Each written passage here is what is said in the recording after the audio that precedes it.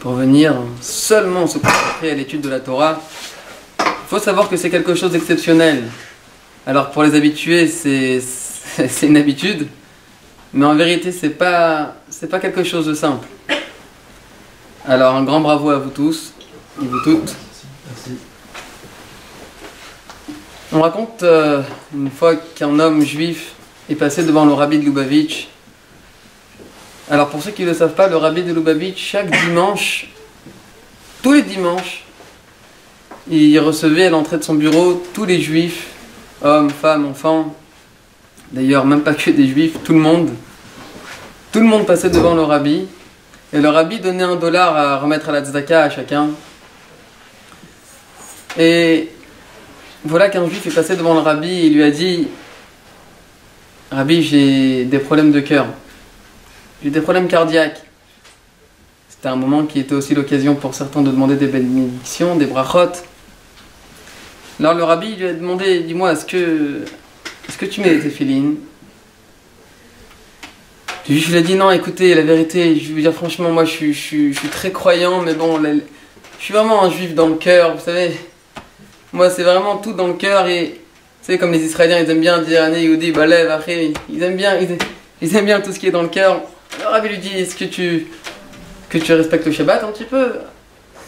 Écoutez, la vérité, moi je connais pas beaucoup, je suis pas vraiment à fond dans la pratique. Par contre, je vous assure, je suis vraiment un juif dans le cœur et j'ai une foi, mais inébranlable, indéfectible pour Akadosh Baruch Hu. Le rabbi lui demande: est-ce que tu respectes le Shabbat?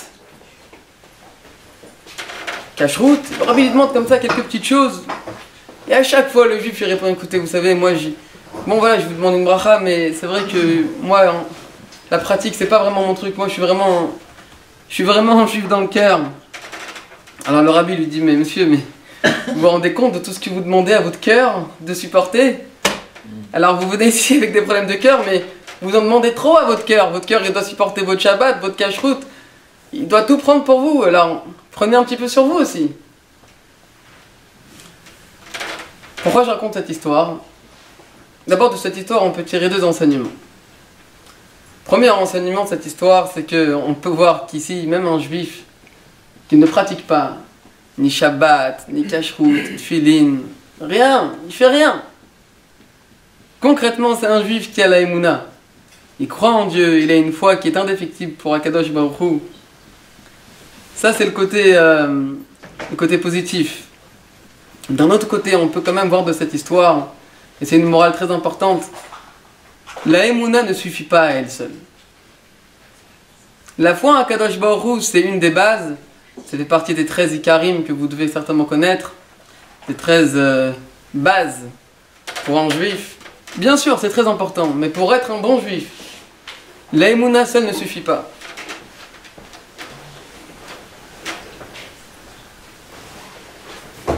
C'est marqué dans la Torah: Da et Eloké Avicha, connais le Dieu de ton père. Et on le dit 3 fois par jour dans la prière de Aleinu le Shabbat. Pour ceux qui ont l'habitude de prier, Veyadata Hayom, tu vas devoir savoir aujourd'hui, va chez Vota Levavecha, le ramener à ton cœur, qui Hachem ou Elohim.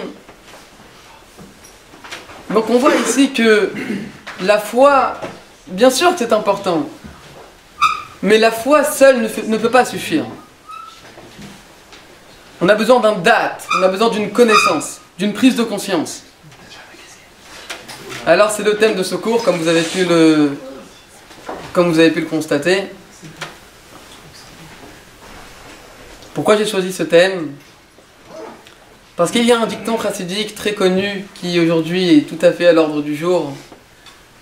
Les chiyot imazman. Il faut vivre avec son temps. Alors qu'est-ce que ça veut dire vivre avec son temps? Certains pensent que vivre avec son temps, ça veut dire que dès qu'il y a un disque qui sort, il faut absolument l'acheter, même si ça coûte 300 €, même s'il est tout déchiré, c'est pas grave, c'est la mode, il faut vivre avec son temps, il faut aller l'acheter. Il y en a qui pensent qu'il vivre avec son temps, ça veut dire que dès qu'il y a un iPhone X qui sort chez Apple, il faut vite aller se faire découper pour l'acheter. Mais c'est pas vraiment la vision du judaïsme. La vision du judaïsme, vivre avec son temps, ça veut dire quoi? Ça veut dire vivre avec la paracha de la semaine. Ça, c'est une grande base que vous devez savoir. Vivre avec son temps, ça veut dire vivre avec la paracha. Et en ce moment, Qui est le personnage principal entre la semaine dernière, cette semaine, c'est qui? Abraham Avinu. On apprend cette semaine le dévoilement d'Akadosh Baruch Hu Vayera et la Vachem. La semaine dernière, on a appris quoi? La découverte du bon Dieu. Abraham Avinu, il a découvert Dieu. Alors c'est quoi Dieu? C'est qui Dieu? Dieu, c'est évidemment ce qu'il y a de plus central chez un juif, et pas que chez un juif d'ailleurs, de partout. C'est la chose la plus grande. C'est ce qui nous fait vivre, c'est ce qui fait vivre chaque créature et qui continue à faire vivre à chaque instant.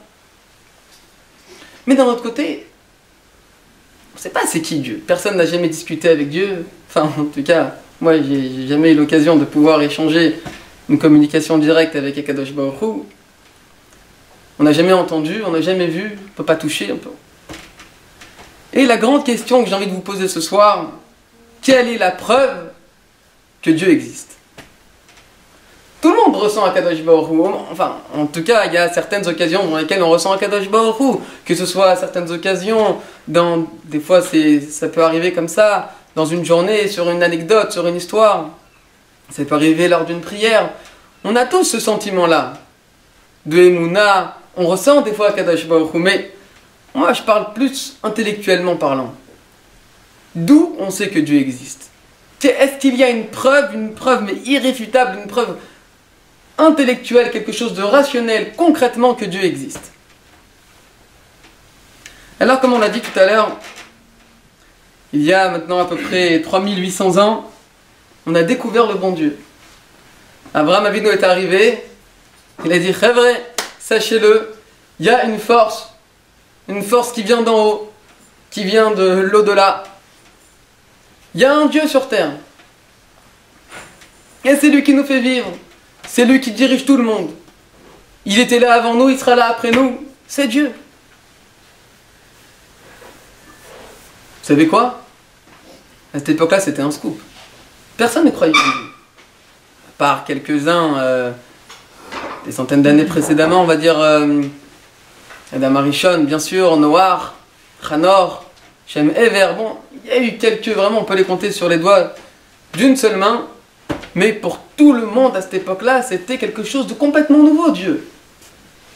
Les gens, c'était tous des idolâtres à l'époque. Je ne sais pas si vous êtes... Aujourd'hui, ça paraît quelque chose de normal. Tout le monde parle de Dieu aujourd'hui. Aujourd'hui, tout le monde croit en Dieu.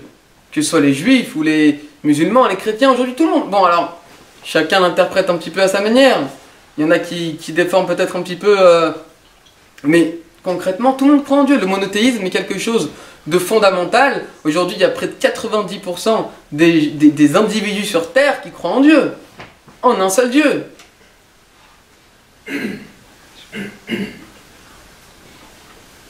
Mais à cette époque-là, c'était complètement nouveau. Personne ne le savait.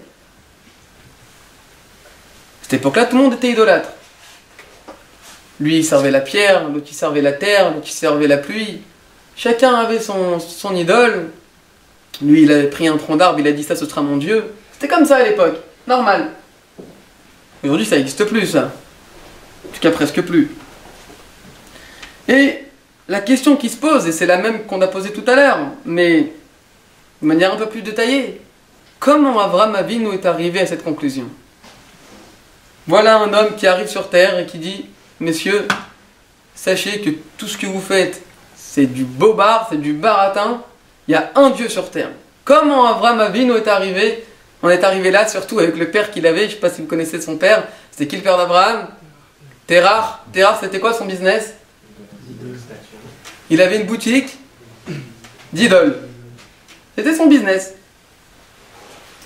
Alors ce soir, on va essayer de comprendre qu'est-ce qui s'est passé avec Abraham Avinu. Qu'est-ce qui s'est passé réellement? Comment il est arrivé à cette maskana? Comment il est arrivé à cette conclusion qu'il y a un Dieu sur terre? Une force spirituelle, quelque chose de l'au-delà, qui était là avant nous, qui ne fait pas partie du monde, enfin qui fait partie du monde, mais qui est à la fois détaché du monde. Alors, pour vous remettre un peu dans le contexte, Abraham Avinu, d'abord, il est né à Ur Kasdim. Je sais pas, aujourd'hui, ça doit correspondre un peu à l'Irak, à la Syrie, je sais pas, entre l'Irak et la Syrie, peut-être. Il était l'aîné de deux autres frères, Nahor et Haran. Et à cette époque-là, chacun servait son idole. Et lui, Abraham, C'était un petit enfant. 1 an, 2 ans. Il faut savoir qu'il y a 4000 ans, 1 an et 2 ans, c'était déjà un peu grand. Hein. C'est pas comme aujourd'hui. Et lui, il se mettait dans la boutique de son père. Et il faisait de l'anti-vente. Tout celui qui est rentré, il se moquait de lui. Il se moquait de lui. Il arrive à l'âge de 3 ans, il commence à se dire, il y a une embrouille quelque part. Il avait l'impression qu'il y avait des idiots à côté de lui. Il s'est dit, c'est pas possible. Comment une pierre, ça peut te faire... Qu'est-ce que ça va te faire, une pierre? Comment une pierre, ça va te donner de la pluie, ça va te donner de la santé, de la parnassa, de la pierre, du bois, mais n'importe quoi. On raconte même qu'une fois, il était assis dans la boutique de son père, et un homme est venu acheter une statue. Et puis lui, il lui a dit, moi, t'étais là hier déjà, toi, non? Il fait, oui, oui, j'étais là. Il fait, t'as acheté la même statue? Oui, en effet, j'ai acheté la même statue. Bah, pourquoi tu viens la racheter, alors? Il dit, écoute, tu vas peut-être pas me croire, mais je me suis fait voler ma statue. Hier soir, en pleine nuit, je me suis fait cambrioler. À l'époque, c'était encore plus courant qu'aujourd'hui. Et on m'a volé ma statue. Ah, Abraham, il s'est mis à se moquer de lui, il a dit, attends, explique-moi 2 secondes. Ta statue, elle peut pas se protéger à elle, mais elle va te protéger à toi? Elle va donner quelque chose à toi? Et comme ça, il se moquait de chacun, tous ceux qui rentraient, ils se moquaient de leur tête. Jusqu'à même qui s'est dit, là, on va pousser un peu le bouchon. Il s'est mis à se révolter contre son père. Hein? Chez les ados, c'est... Quand on commence à se révolter contre les parents, c'est qu'on est bien chaud. Il s'est dit, il veut lui faire un coup, il sera pas prêt de l'oublier. Son père, il est parti une journée, je sais pas, peut-être chez un grossiste d'idoles, je sais pas. Il est parti, et lui, il a pris un marteau, il a défoncé toutes les idoles qu'il y avait dans le magasin. Il a tout cassé, sauf une, la plus grande idole, il l'a laissée. Et qu'est-ce qu'il a fait, Abraham? Il avait à peu près 3-4 ans. Hein. Il a mis le marteau dans la main de la grande idole. Son père rentre le soir. Oh, maman, il rentre au magasin. C'est une ruine. Tout est cassé. Je dis, mais Abraham, mais qu'est-ce qui s'est passé? Je t'ai mis là pour que tu gardes mon magasin. Qu'est-ce qui s'est passé dans le magasin? Abraham, il dit, écoute, papa, tu vas pas me croire. Il s'est passé un truc de malade. Il y a une dame qui est venue pour se prosterner à une idole. Elle a ramené un peu de nourriture. Un peu de nourriture, un peu de boisson. Et là, toutes les idoles, elles ont commencé à être jalouses. Elles ont dit, moi, pourquoi tu nous donnes pas? Moi, pourquoi tu nous donnes pas? Il y a eu une bagarre générale. Là, la grande statue, elle s'est dit, moi, je vais les calmer. Elle a pris le marteau et elle a défoncé tout le monde. Là, le père Terrar, il regarde son fils, il lui dit, moi, tu m'as pris pour un babo ou comment ça se passe? Tu crois que je sais pas que ça peut pas bouger, ça peut pas parler, ça peut pas frapper? Pour qui tu me prends, là? Ah, alors Abraham, il dit à son père, enfin, papa, mais si ça peut rien faire, si ça peut pas bouger, ça peut pas parler, pourquoi tu pries à eux? Pourquoi tu leur pries? Tu vois bien que ça sert à rien, des idoles. Tu vois bien que ça peut rien faire. Ça, c'était la deuxième étape. Bon. Jusque-là, on va dire qu'on est encore dans un low level. On est encore dans un niveau assez bas. Parce que des idoles, finalement, bon, faut pas être Einstein pour comprendre que des idoles, ça sert à rien. Tu vois un morceau de bois, tu vas dire, ça va me faire quelque chose, ça. Ça va me donner la santé, ça. Encore, c'était facile. Donc ça, Abraham, déjà, il a mis de côté, il n'y a pas d'idole. L'idolâtrie, déjà, ça sert à rien. Bon. Le Midrash raconte qu'il a commencé à chercher Dieu. Il est sorti dans la rue, il s'est dit, bon sang, il y a quelque chose ici, c'est pas le bois, c'est pas la pierre, c'est rien de tout ça. Il y a forcément une force qui nous fait vivre, il y a forcément quelque chose qui nous donne la santé, qui nous donne la parnassa. Puis là, il a vu la terre. Il s'est dit, tiens, la terre, ça fait pousser des arbres, la terre, ça fait pousser des plantes, des fruits, des légumes, du pain. Oh, finalement, on vient quand même de la terre, et après notre destination, c'est la terre aussi. Bon, la terre, c'est quand même quelque chose d'assez central. Il s'est dit, peut-être c'est la terre, le bon Dieu. Puis là, il a vu que la terre sans eau, ça ne pouvait rien faire, en fait. Si la terre, il n'y a pas de pluie, ça sert à rien. Il dit, ah, bah, c'est peut-être la pluie. Puis là, il a vu que pendant une semaine, il n'a pas plu. Il dit, non, c'est pas possible. Le bon Dieu, il n'a pas pris CRTT quand même. C'est pas possible. Si la pluie n'est pas là, ça peut pas être le bon Dieu. Et là, il a regardé le soleil. Il a dit, ouais, le soleil, c'est balèze quand même. Ça brûle, ça éblouit. Peut-être le soleil. Puis là, il a vu que le soir, le soleil s'est couché. Il s'est dit, non, le bon Dieu, il travaille pas à mi-temps quand même. Il a vu la lune, il s'est dit, peut-être c'est la lune. Il est arrivé le lendemain matin, la lune n'était plus là. Mais Kitsour, avec toute la nature, il a fait le tour de toute la nature et s'est dit, tout ça c'est du bidon. Il n'y a rien. Et là il se passe quelque chose de complètement fou, écoutez bien. Normalement, Abraham il se balade, c'est pas les idoles, c'est pas le minéral, c'est pas le végétal, c'est pas la pluie, c'est pas la terre, c'est pas le soleil, c'est pas la lune. Alors c'est quoi? Eh ben c'est rien, comme tous les autres. Il aurait dû dire, puisqu'on voit pas, eh ben y a pas, et puis c'est tout, prends pas la tête. Pourquoi Abraham Avinu, il s'est dit, il y a quelque chose d'autre là. Et c'est ce qui s'est passé. Vous savez, on raconte qu'une fois dans une classe, un professeur, un bon coffre, un bon renégat, il s'est adressé aux enfants et il leur a dit, dites-moi les enfants, vous voyez les néons? Enfin, ils ont dit, oui, on voit les néons. Ah, c'est la preuve que les néons, ils existent. Est-ce que vous voyez les tables? Les enfants, ils ont dit, oui, on voit les tables. Ah, c'est la preuve qu'il y a des tables. Après, il a dit, vous voyez Dieu? Il dit, non, on voit pas Dieu. Il dit, ah, vous voyez? C'est la preuve qu'il n'y a pas de Dieu. Et là, il y a un enfant juif, un enfant intelligent, il a levé la main. Il a dit, dites-moi, les élèves, la trousse du professeur, vous la voyez? Oui, on la voit. Ah, ça veut dire que le professeur, il a une trousse. Dites-moi, les mains du professeur, vous les voyez? Oui, on voit ses mains. Ah, bah ça veut dire qu'il a des mains. Dites-moi, le cerveau du professeur, vous le voyez? Non, on le voit pas. Bah, il n'a pas de cerveau. Et Abraham Avinu, il a réfléchi complètement différemment. Et c'est ça qui est complètement bizarre à la base. Comment Abraham, il est arrivé à conclure qu'il y a quelque chose qu'on ne voit pas? À la base, il aurait dû dire, comme tous les autres de l'époque, on ne voit pas, alors il n'y a pas, c'est tout. Kif ta life et prends pas la tête. Qu'est-ce qui se passe? Pourquoi Abraham, il a commencé à se dire, il y a quelque chose d'autre. Il y a quelque chose d'autre qu'on ne voit pas, qu'on ne comprend pas, qu'on ne peut pas toucher, mais il y a quelque chose d'autre, il y a une force ici.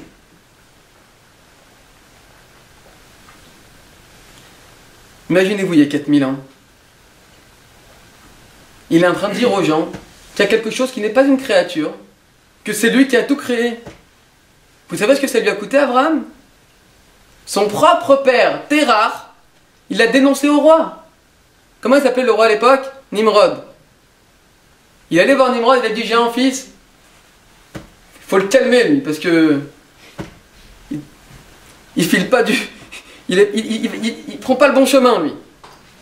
Nimrod, il l'a appelé, il lui a dit, qu'est-ce qui se passe, c'est quoi ton problème? Abraham lui a dit, qu'est-ce qu'il y a?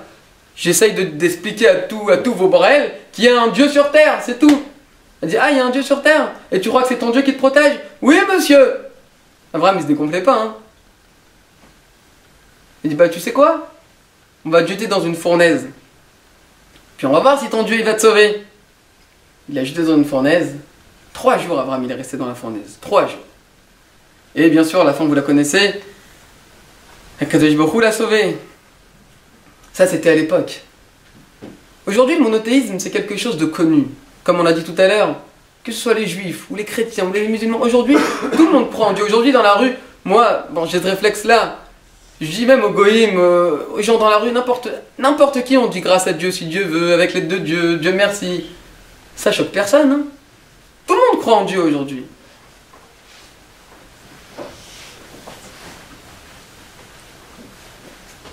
Et d'ailleurs, tout le monde croit en la même croyance qu'Abraham. Parce qu'il y a 4000 ans, Abraham, il a découvert en disant il y a un Dieu sur terre. Cette même croyance d'Abraham, cet héritage d'Abraham, tout le monde l'a aujourd'hui. À part peut-être quelques-uns, peut-être un petit dixième d'athées. Mais ils sont combien les athées? Ils sont pas beaucoup. Je t'assurerai que dans le monde entier, il y a au moins 80% du monde entier qui croit en Dieu. Vérifie. J'ai vérifié. En France, je pensais. En tous les cas, ce qu'on comprend pas, c'est que qu'est-ce qui se passe? Quoi? Alors comme tu comprends pas ce qui se passe, donc t'inventes un nouveau truc. Pourquoi Abraham il s'est dit tiens, il doit certainement y avoir un Dieu? Ok, tu vois pas, alors il n'y a pas, comme on l'a dit tout à l'heure. Qu'est-ce qui se passe? C'est pas parce que t'as pas compris ce qui se passe, c'est pas parce qu'il y a quelque chose qui t'échappe que tu vas commencer à innover un truc bizarre. Parce que oui, à l'époque c'était bizarre de dire qu'il y a un Dieu sur terre. Chas de Shalom. Évidemment que c'est pas bizarre, mais à ce moment-là, pour tous les gens, c'était quelque chose de complètement fou.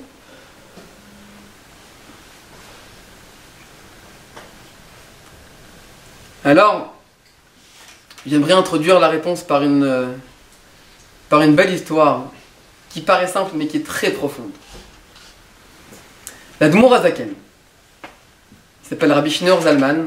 L'Admour Hazaken, c'était le premier rabbi dans la dynastie Chabad. Lui, quand il s'est marié, son beau-père, c'était pas un chassid.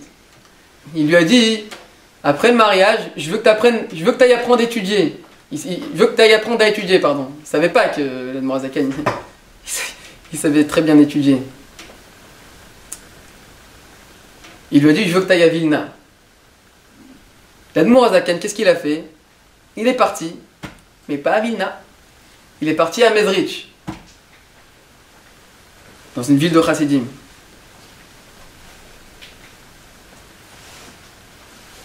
Quand il est revenu chez son beau-père, il fallait qu'il se justifie.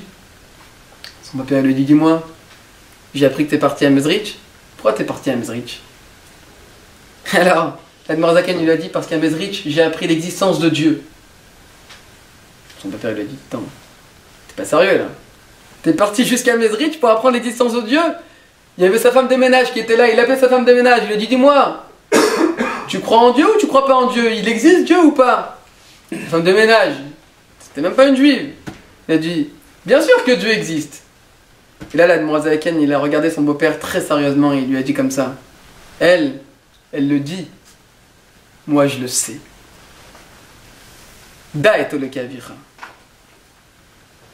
Ça, c'était Avraham Avinu.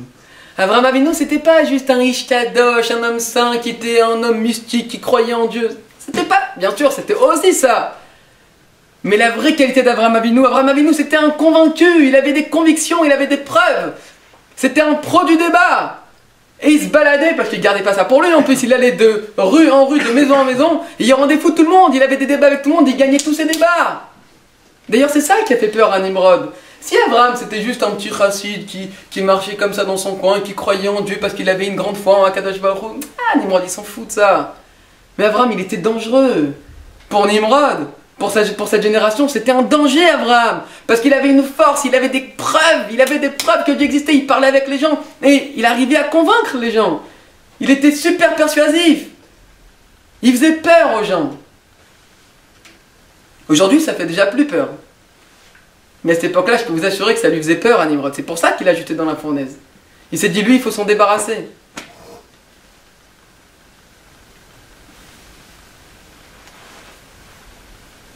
Bizarrement, le monothéisme, donc ce qu'a découvert, ce qu'a dévoilé, ce qu'a propagé Avraham Avinu, ça reste jusqu'aujourd'hui la plus grande réussite de tous les temps. Ça fait 4000 ans, on n'a jamais vu quelque chose d'aussi populaire et aussi fort que le monothéisme. Qui a inventé le monothéisme? Avraham. Alors, on a dit qu'il avait des preuves. C'était quoi ces preuves? Un mot, un seul mot. La seule preuve logique et irréfutable que Dieu existe.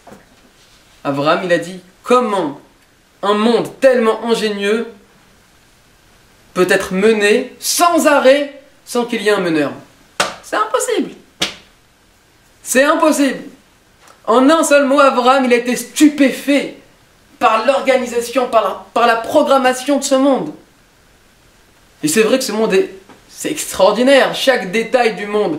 Si on commence à en parler, on peut en parler des jours et des jours, de chaque détail, rien que chez l'humain. Rien que chez l'humain. Tu regardes à droite à gauche, tu peux pas te leurrer, c'est pas possible autrement. Hein?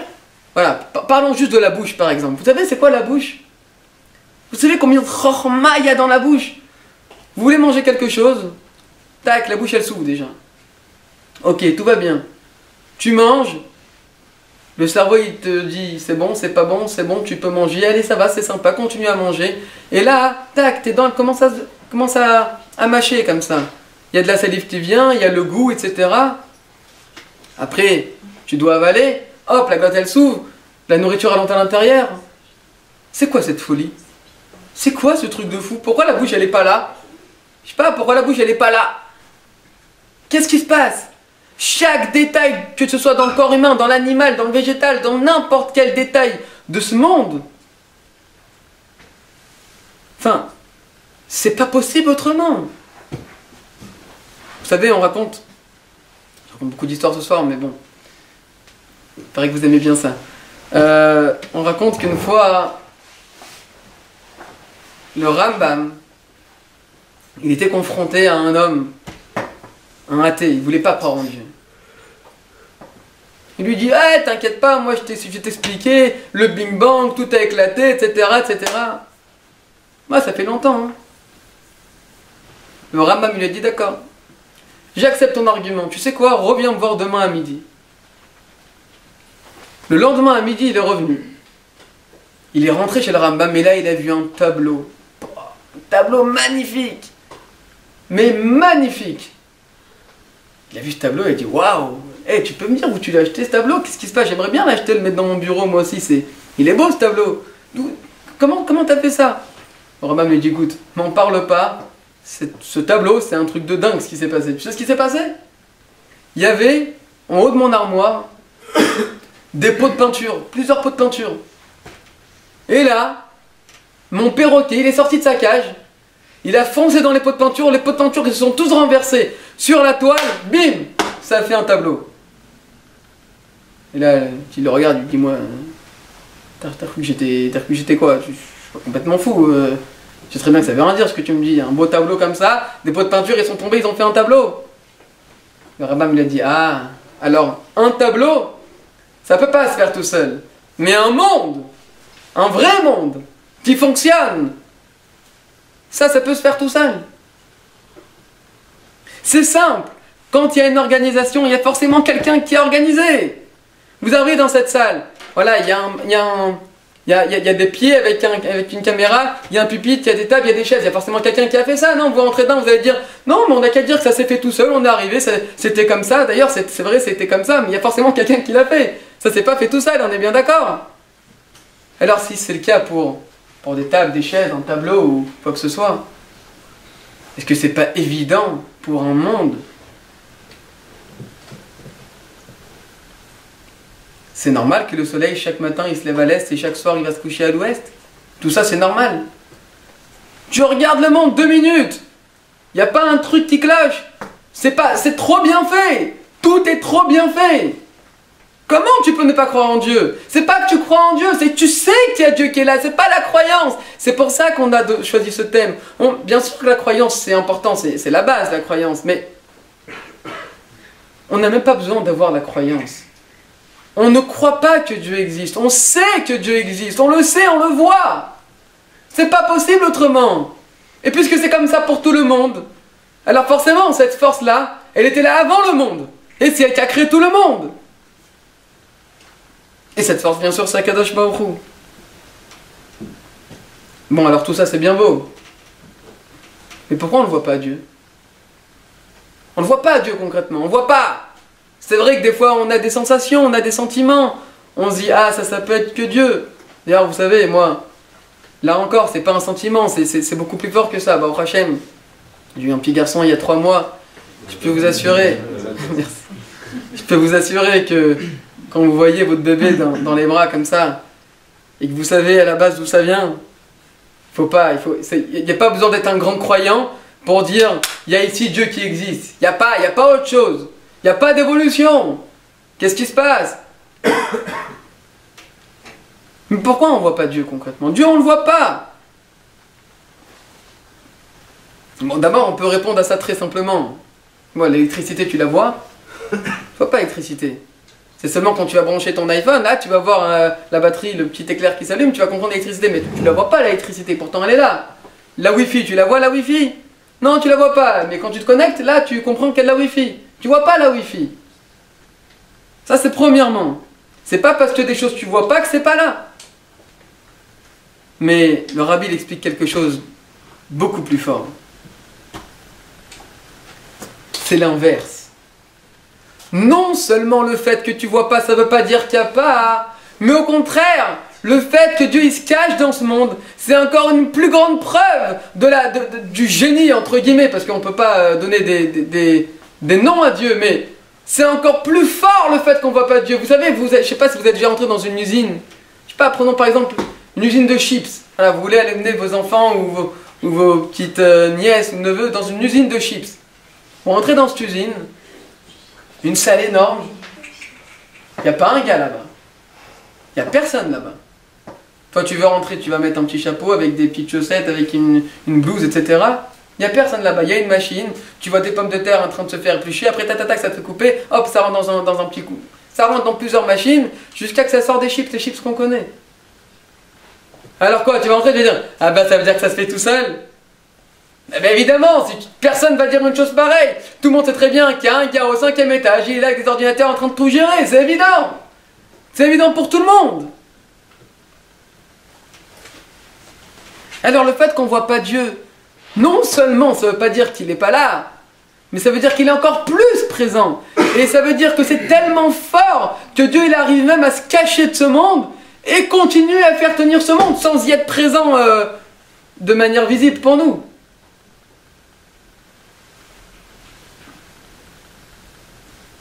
Quand on voit un monde tellement bien fait, on ne peut pas chercher. Il n'y a pas à chercher, il y a forcément quelqu'un qui dirige tout ça. Alors, mes amis, j'aimerais vous dire une dernière chose. On a dit, dans le thème, c'était marqué croire ou savoir. Savoir, le savoir, c'est quoi en hébreu? Da'at. On l'a dit tout à l'heure. Da'at Elokai Avicha veyadata. Le savoir, c'est da'at. La traduction de savoir en hébreu, c'est da'at. Mais vous savez quoi, la traduction de da'at, c'est pas savoir en fait. La vraie traduction de da'at, c'est la conscience. Dans la tête, il y a 3 niveaux. Il y a chorma. Chorma, c'est quand on a une idée de génie comme ça, quand on essaie de comprendre quelque chose et tout d'un coup on a un flash, ça c'est chorma. Ensuite, il y a l'analyse. On va plus rentrer dans la compréhension, ça c'est bina. Tout ça c'est dans la tête. Da'at, c'est quoi? C'est quand ça reste pas quelque chose de cérébral, mais qu'on va commencer à le ressentir un petit peu, qu'on va commencer à prendre conscience. Da'at, en vérité, c'est pas le savoir. Da'at, c'est la conscience. Quand j'ai compris, ça va descendre un petit peu dans le cœur. À ce moment-là, quand ça descend dans le cœur, j'ai un poids, j'ai comme une sorte de... Attention, là c'est important, là c'est sérieux. Ça c'est da'at. Pourquoi je vous dis ça? Parce qu'en vérité, même comprendre que Dieu existe, même savoir que Dieu existe, c'est encore pas suffisant. C'est encore pas suffisant pour être un bon juif. Il faut cette prise de conscience. Parce que autrement, on peut rester toute cette vie en étant des spectateurs et on ne sera jamais des acteurs de cette vie. Parce qu'on n'a pas réellement pris conscience de ce qui se passe dans le monde. Vous savez, on raconte que une fois dans un cirque, un homme est arrivé, costume blanc, grande classe, un funambule. Un funambule, vous savez ce que c'est un funambule? Il prend le micro et il dit « Messieurs, dames, est-ce que vous croyez que je suis capable de monter sur le fil et faire un aller-retour sur le fil ?» Écoutez, bon, on ne te connaît pas, montre-nous d'abord ce que tu sais faire, on verra. Il monte sur une échelle, il te fait un aller-retour sur le fil, oh, magnifique, tout le monde applaudit, bravo, super, magnifique. Ensuite, il dit, est-ce que vous pensez que je suis capable de marcher sur un seul pied sur le fil? Oula, il y en a qui disent oui, il y en a qui disent non, bon, parce que bon, tu nous as montré une belle figure, c'est vrai, mais bon, sur un pied, c'est encore plus difficile. Et là, il monte, il fait un aller-retour sur un seul pied sur le fil, magnifique. Là, les gens, ça y est, là, ils sont convaincus. Bravo, t'es le meilleur, t'es le plus fort. Il a dit, est-ce que maintenant vous croyez que je suis capable de marcher sur le fil, en faisant des cabrioles sur le fil? Oh là là, là si tu arrives à faire ça, t'es vraiment un patron. Mais en même temps, il a déjà fait tellement de choses que tout le monde le croit. Bon, ça fait peut-être pas encore l'unanimité, mais tout le monde le croit déjà qu'il est capable. Et là, il monte sur le fil, il se met à faire des cabrioles, des figures, la totale, il les éclate. Il redescend, il dit maintenant, est-ce que vous croyez que je suis capable de marcher sur le fil avec une brouette? Tu charries ou quoi? Après tout ce que t'as fait, tu crois qu'on va pas te croire que t'es capable de marcher sur une brouette? Mais bien sûr que t'es capable, allez, tout le monde l'encourage, et là, je vous assure, l'unanimité, tout le monde, ils sont tous comme des fous, bien sûr t'es capable, allez, marche avec la brouette. Et là, il dit, ok, vous savez ce qu'on va faire? J'ai besoin d'un volontaire pour se mettre dans la brouette. Et là, il n'y a plus personne. Qu'est-ce qui s'est passé? Qu'est-ce qui s'est passé? Si tu crois pas, pourquoi tu dis tu crois? Et si tu crois, pourquoi tu veux pas te mettre dans la brouette? Vous savez pourquoi? Parce que tant que je suis spectateur, c'est facile de croire. Moi j'ai payé ma place, laisse-moi tranquille. Laisse-moi tranquille, j'ai pas envie de commencer à m'engager sur des choses, prendre des risques, prendre de ma santé ou quoi. Moi je veux bien te croire, je t'applaudis, je peux même faire une standing ovation pour toi, mais tu me saoules pas plus. Ça c'est le problème. C'est le problème quand on reste au savoir. Je sais, je crois, c'est bien beau, Ani, Yehudi, Balev, Achi, c'est magnifique. Mais ce qu'on te demande en tant que juif, c'est de prendre part. De ne pas être un spectateur qui applaudit. On veut pas que tu applaudis. C'est bien d'applaudir, mais ça c'est que de temps en temps. On veut que tu sois un acteur de la vie. On veut que tu participes. Akadosh Baruch Hu, il a créé un monde, il a créé un peuple, il a créé une Torah, des mitzvot. On veut que tu sois là, mais présent concrètement. Alors, Abraham Avinu, il a fait quoi? Non seulement il a découvert Dieu, mais il ne s'est pas contenté, il ne s'est pas assis chez lui, il n'est pas resté assis à côté de la Teva, comme Noir, en attendant que les Juifs ils arrivent. Sans Chas Shalom dénigrer le srout de Noir. Chacun son niveau, chacun son rôle sur terre, bien sûr. Mais Abraham Avinu, il est allé de maison en maison, de marché, de business en business, il est allé voir tout le monde, il les rendait fous. Alors comme on l'a dit tout à l'heure, il faut vivre avec le temps. C'est-à-dire quoi vivre avec le temps? C'est pas on étudie la paracha, on ferme le livre, on dit ah c'était une belle histoire. Non, c'est pas ça la Torah. La Torah c'est pas un livre d'histoire. La Torah elle est pas là pour nous raconter des histoires. La preuve, la Torah ne nous a même pas raconté l'histoire de Nimrod. Pourtant c'est quand même un truc de fou. Il est resté 3 jours dans une fournaise, il n'en est pas mort. Vous savez pourquoi? Parce que tout ce qui est à l'initiative de l'homme, tout ce qui est juste les belles histoires, la Torah n'est pas là pour raconter des histoires. La Torah, comme on le sait très bien, Milachon Hora'a, la Torah c'est un livre d'enseignement. Alors l'enseignement qu'on peut tirer, rêverait, c'est quoi? C'est qu'on doit s'inspirer d'Abraham Avinu. Non seulement on doit savoir que Dieu existe, on doit être dans cette force de conviction. Et notre but c'est pas seulement de rester chez soi, mais c'est d'aller voir les autres, d'encourager les autres et d'expliquer à tout le monde qu'il y a un Dieu qui existe. Et automatiquement s'il y a un Dieu qui existe, alors notre travail c'est quoi? C'est de servir Dieu. Et c'est la seule raison pourquoi on est là sur terre. Alors que Bezrat Hashem, on puisse tous prendre exemple d'Abraham Avinu, de continuer à être pas seulement des lumières mais des luminaires, c'est-à-dire d'aller éclairer encore d'autres juifs et d'autres juives. Et que Bezrat Hashem par cela on puisse très rapidement mériter l'avenue du Mashiach.